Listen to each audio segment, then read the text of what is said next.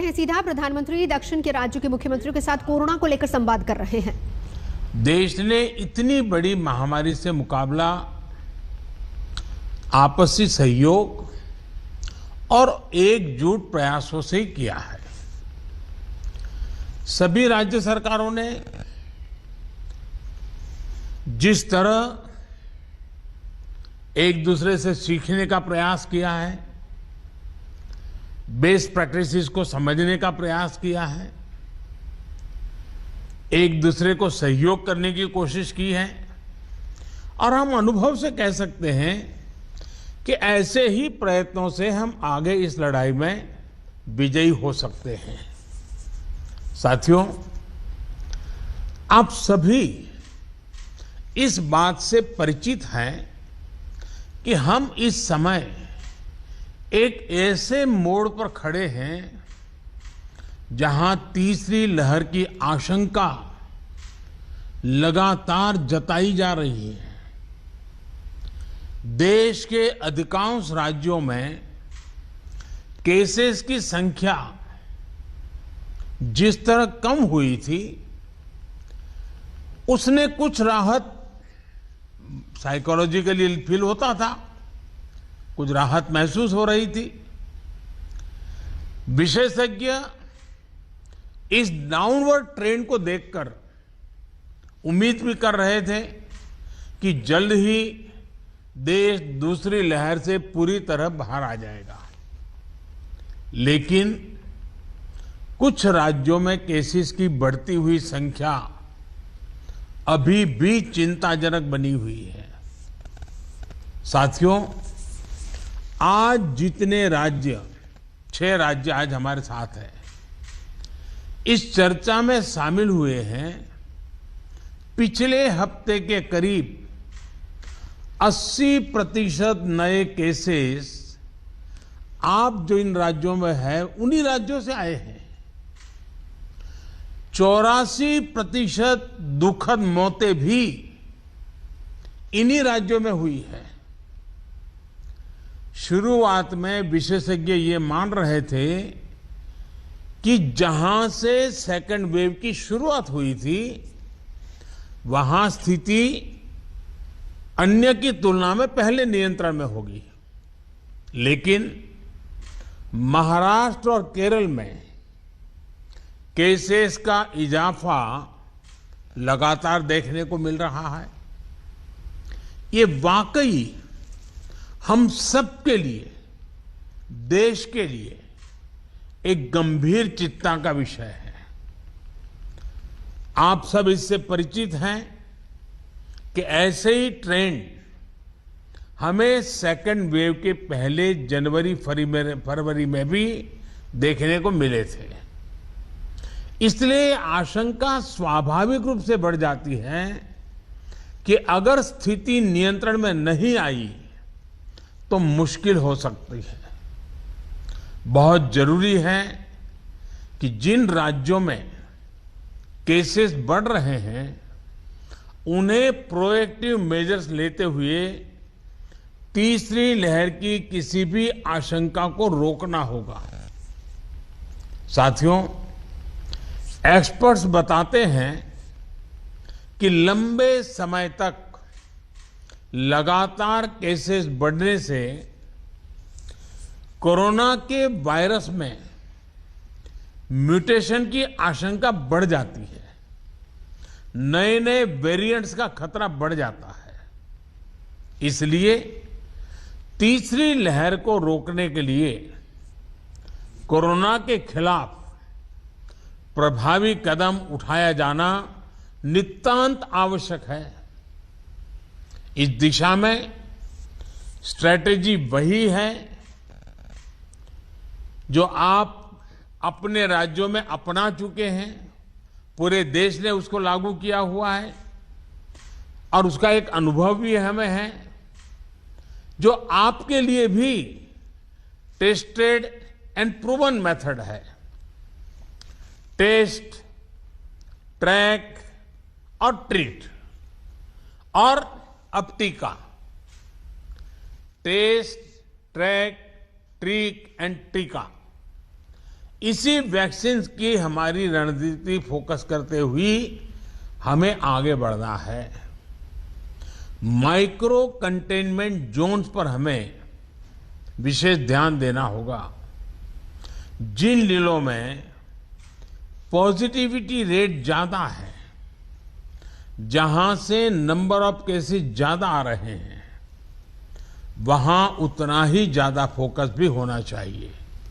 अभी जब मैं नॉर्थ ईस्ट के साथियों से बात कर रहा था तो एक बात उभर करके आई कि कुछ राज्यों ने लॉकडाउन ही नहीं किया, लेकिन माइक्रो कंटेनमेंट जोन पर बहुत बल दिया और उसके कारण वो स्थिति को संभाल पाए।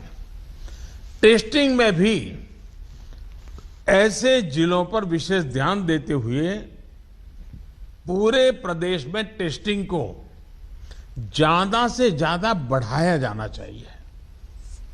जिन जिलों में, जिन इलाकों में संक्रमण ज्यादा है, वहां वैक्सीन भी हमारे लिए एक स्ट्रैटेजिक टूल है। वैक्सीन के प्रभावी इस्तेमाल से कोरोना की वजह से उत्पन्न परेशानियों को कम किया जा सकता है।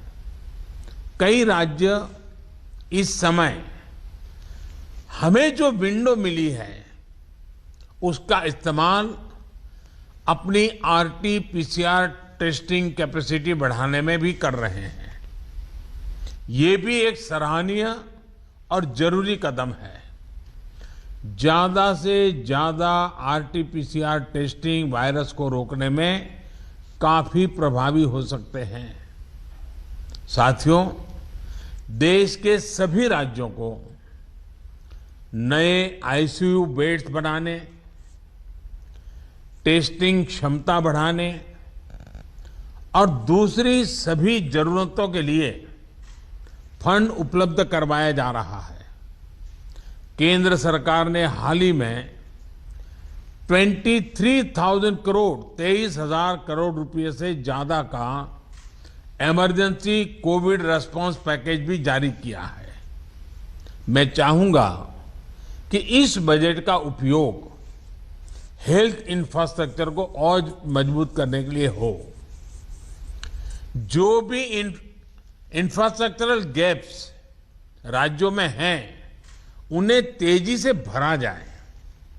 खास तौर पर ग्रामीण इलाकों, रूरल एरियाज, उस पर हमें ज्यादा मेहनत करने की जरूरत है। इसके साथ ही सभी राज्यों में आईटी सिस्टम्स, कंट्रोल रूम्स और कॉल सेंटर्स का नेटवर्क मजबूत करना भी उतना ही जरूरी है।